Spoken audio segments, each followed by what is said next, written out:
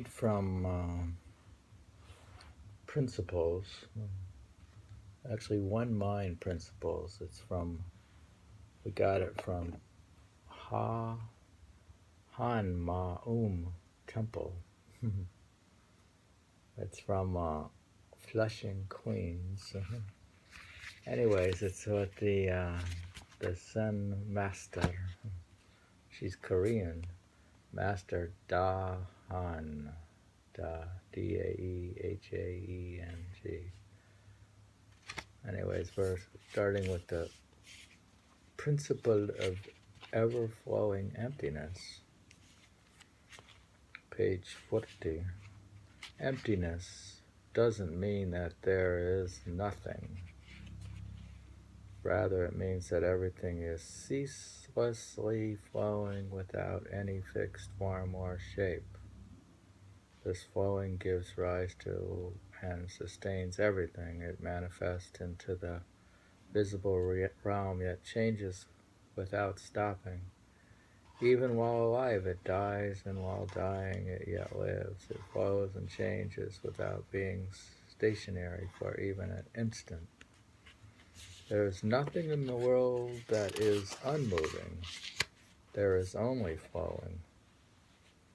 Without beginning or end, without any true birth or death, there is flowing, just like ever-flowing water. The very essence of life is this flowing which never stops but for even a moment, and flows as an interconnected whole. Like fish live in water, you live every day in the truth that is flowing and manifesting ceaselessly. Thus, if you want to search for the truth, you have to do it in your daily life. Trying to find truth far away is like a fish trying to find water outside of water. Nothing in the universe remains the same, not even for an instant. There is only change in manifestation, so there is nothing you can carry with you. Nevertheless, you bind yourself up with fixed ideas and think there are things you have to carry with you. This baggage then becomes your suffering.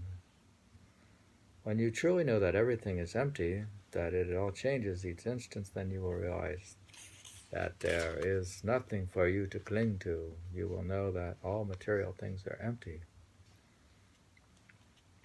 Prestige is empty.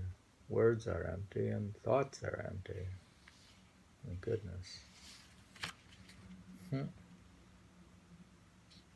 The principle of cause and effect. This book of color matches your artwork, dear. The color is green. Green and blue. It's spiritual. Seems the principle of cause and effect. Even though you do something secretly, what you did is already known throughout all realms. You know what you did, even unconsciously. So it has already input into your fundamental mind. Thus, because everything in every life is connected to you through your fundamental mind, the entire universe and the Dharma realm also knows what you did. There is nothing that can be known only by yourself. So there's no secrets at all, hardly. Everything's recorded. It's like a big recording. But even this reading is recorded. So the recording is recorded anyways. If mind moves and raises a thought once, that thought is perfectly recorded without fail. The functioning of our minds is not limited to just our conscious awareness. These recordings too affect us. It seems that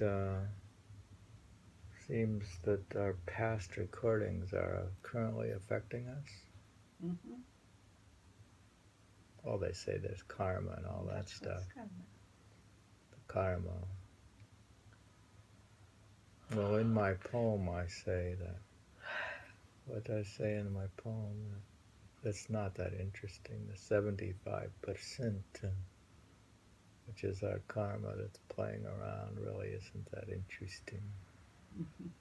You can use the 25% to sit quietly and meditate. And 25% is your free will. Otherwise, you just have a recording. Are you reading now or you talking? No, I made that up. I have a poem. I recorded the poem. Now you read it from the Buddha. Don't mix up the two. Why should he be dominate and get all the show? My goodness, you are on. I in charge of this show. And you are recording yourself also. Yeah, but I'm a somebody. What makes him better than me? Nobody said that. You just said you're reading and you should do that. All right, so now I've imperfectly recorded this book. Now, every thought is perfectly recorded without fail. Functioning of our minds is not limited to just our conscious awareness. These recordings too affect us. I'm affected by my prior recordings. Mind can be compared to a supercomputer.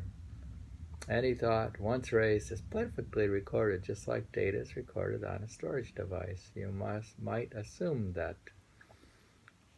a thought is finished because you're no longer aware of it. But that thought did not disappear. Rather, it is recorded within you. Well, now I'm afraid to think altogether. Now I'm not going to even think.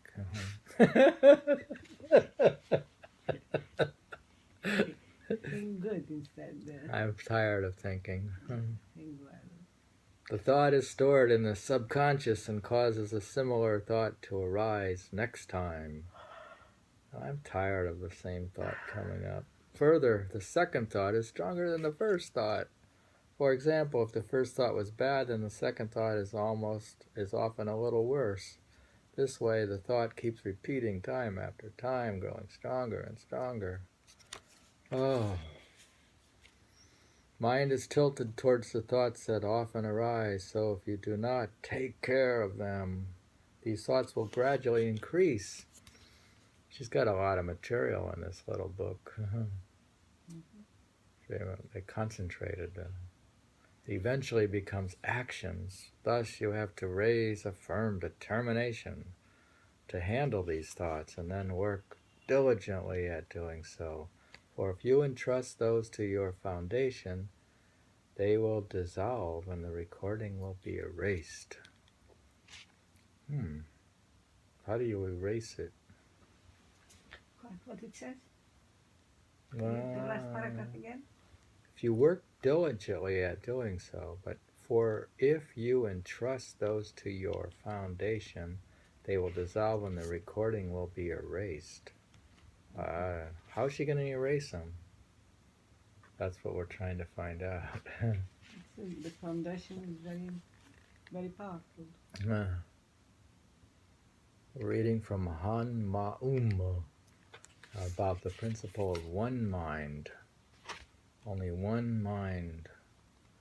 It's sort of like there's only one mind and we're all connected. But anyways, let's go on with this erasing business. Bad karmic relationships are as tough and tenacious as a rope made of hemp fiber. But good karmic relationships are as soft and gentle as a fire burning quietly. The rope cannot bind this fire, yet the fire can burn up the rope. Therefore, you should work to create kind and harmonious relationships rather than harsh and negative ones.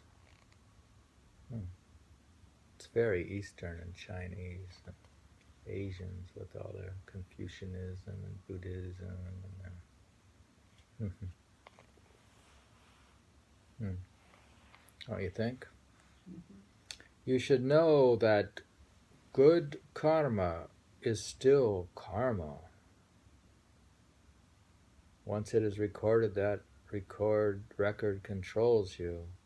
Bad karma gives birth to bad results, and good karma gives birth to good results. Or karma, whatever it is, never gets you out of samsara, the cycle of birth and death, and rebirth. So in that respect, there is no difference between good karma and bad karma. Both of them enslave you. It's just a question of whether you have a good master or a bad one. In one case, you're beaten and starved. In the other case, life is sometimes fairly pleasant.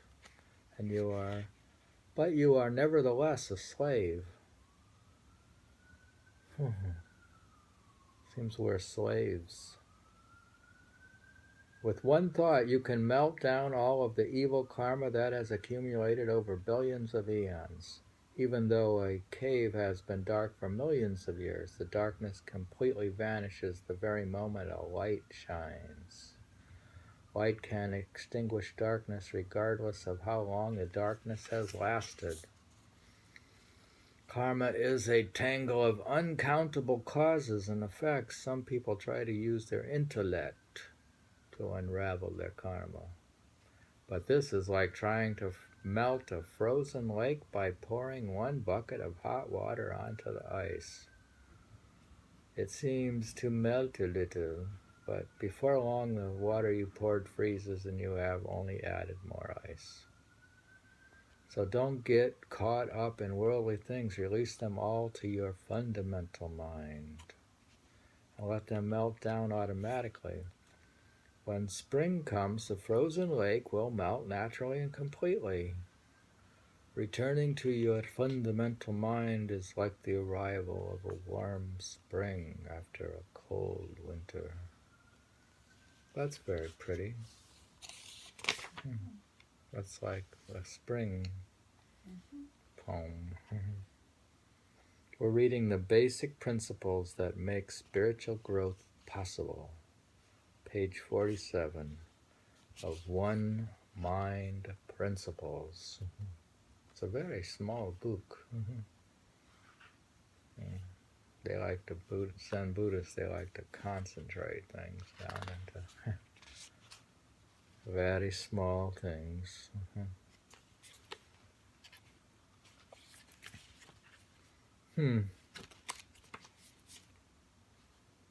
It's a reading from a Dharma Talks by Zen Master Daehaeng.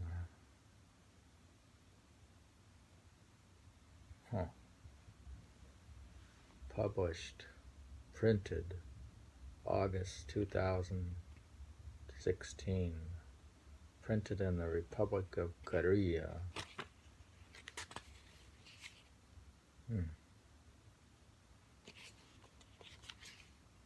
There's Zen, they have a beautiful Zen temple in Flushing.